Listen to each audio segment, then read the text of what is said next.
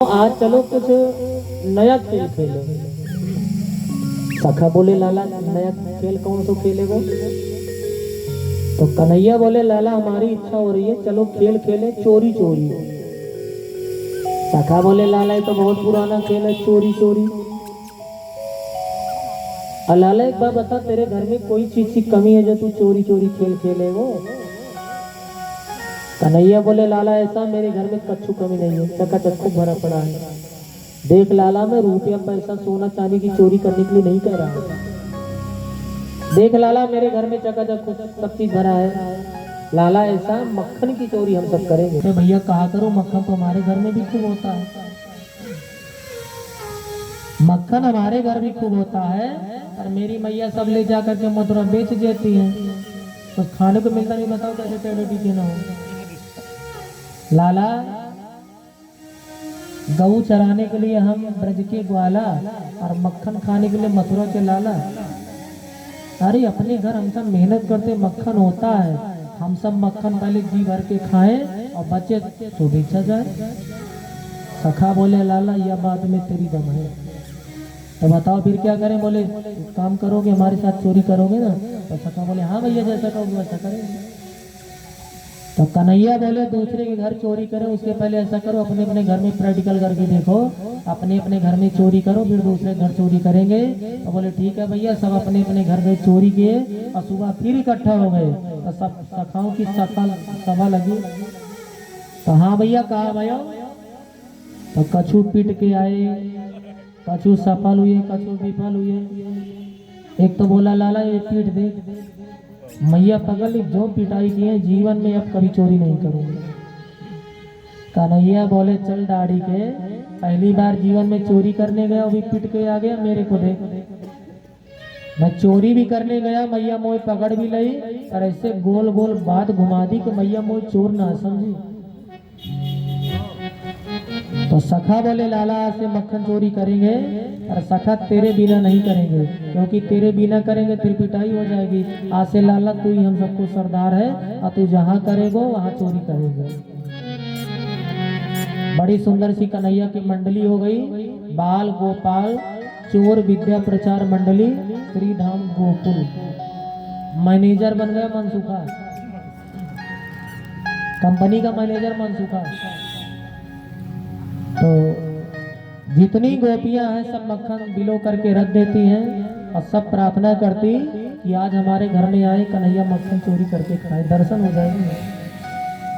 और जब शाम हो जाता किसी दिन कन्हैया गोपियों के यहाँ नहीं जाते तो गोपियां आकर के कहती बहना अब तो शाम हो गया कन्हैया का दर्शन ही नहीं हुआ, तो क्या करें?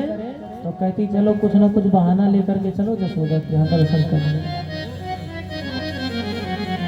आज जितनी गोपियां हैं सब 2 4 5 भीड़ बना ली और सब भीड़ बना करके जसोदा के द्वार पर आ गई और द्वार पर खड़ी होकर के जोर से आवाज लगाई, ए जसोदा जसोदा नेक बाहर आ।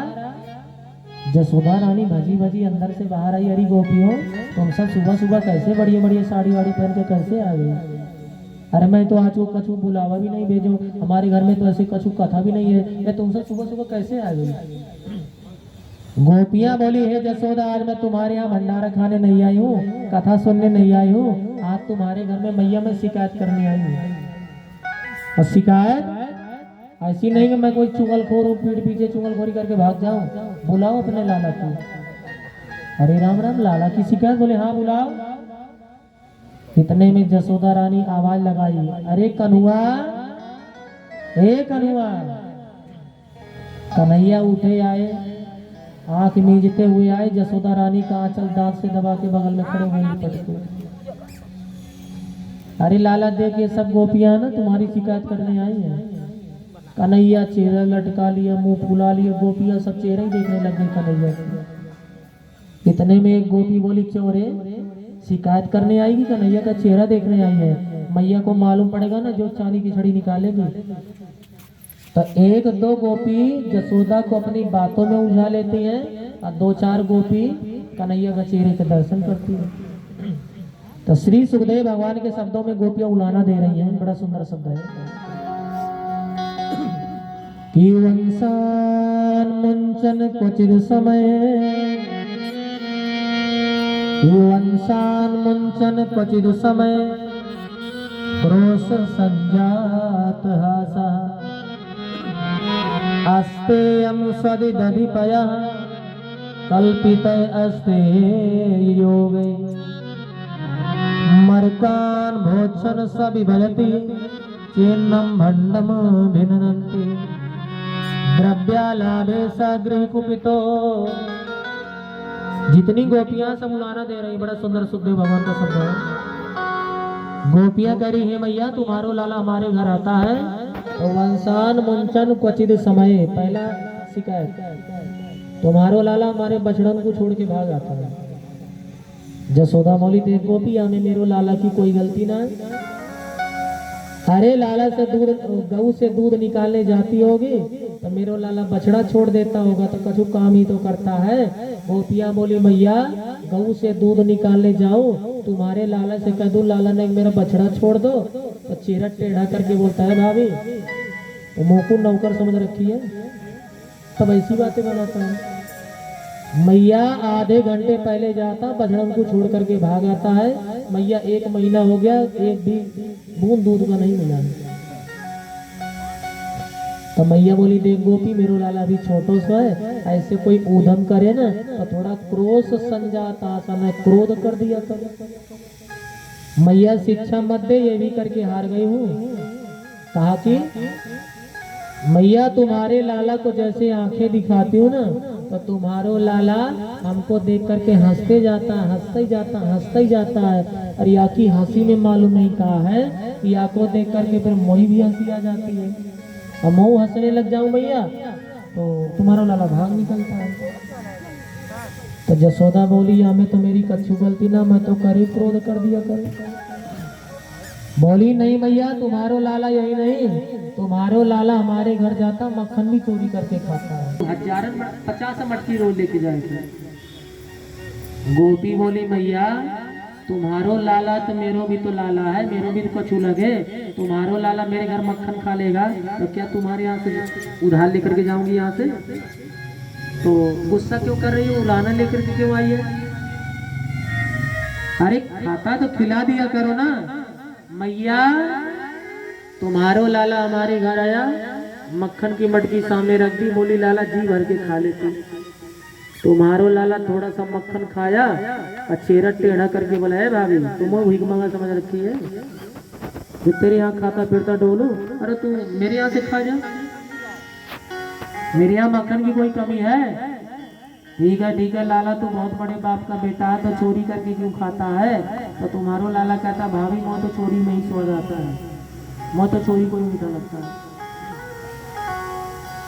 तो जसोदा रानी बोली देख गोपी ऐसा है ना तो मेरो लाला छोटो सा है ना तो मटकी ऊपर रख दिया करो तो कैसे पाएगा, बच जाएगा मक्खन। मैया तुम्हारो लाला इतना होशियार है कि नीचे उखल उखल के ऊपर 3 फिर 2 श्रीमान जी खड़े हो जाते हैं, उनकी मंडली है। अरे यही नहीं मैया, मैया बोली देख गोपी ऐसा है ना तो मेरो लाला ना इसको अंधेरे में हवा से बहुत डर लगता है, तो मटकी थोड़ा अंधेरे में छुपा दिया कर, हवा से बहुत डर लगता है फिर बच जाएगा मक्खन। मैया ज्यादा शिक्षा मत दे, या गोकुल में सबसे बड़ा हवा तुम्हारा लाला बना फिरे, या से बड़ा हवा कोई नहीं है। मेरे ऊपर बीती सो सुन तो सुना। मैया ऐसा है मैं तो बड़ी गरीब गोपी हूँ, मेरे घर में दाल रोटी का जैसे तैसे गुजारा हो जाता। मैया मेरे घर में कच्छू ना है, एको गैया मैया नहीं है।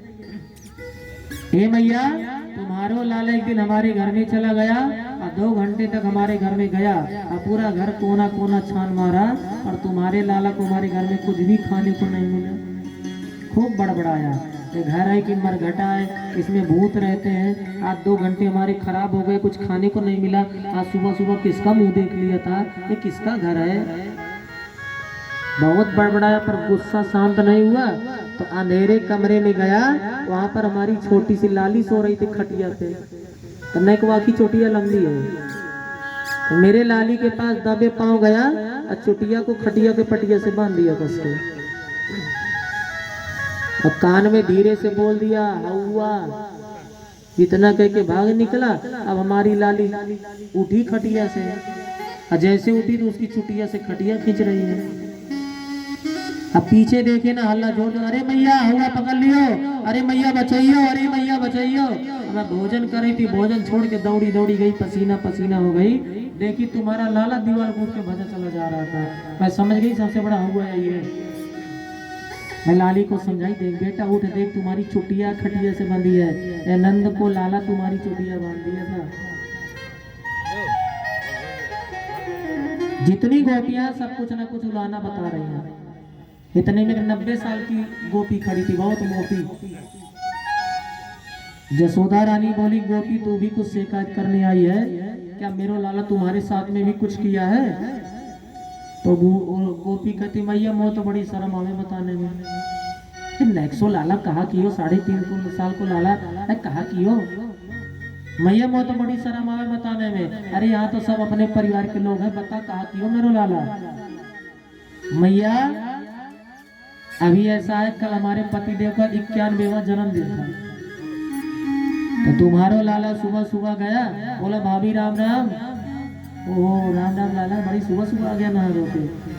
भाभी मैं तो ऐसे ही नहा लूं सुबह सुबह, तो घर में गाय का गोबर का चौका क्यों लगा लियो? अरे लाला मैया से बोलियो हमारे घर में कथा आए, मैया आएगी मैं भी आऊंगा।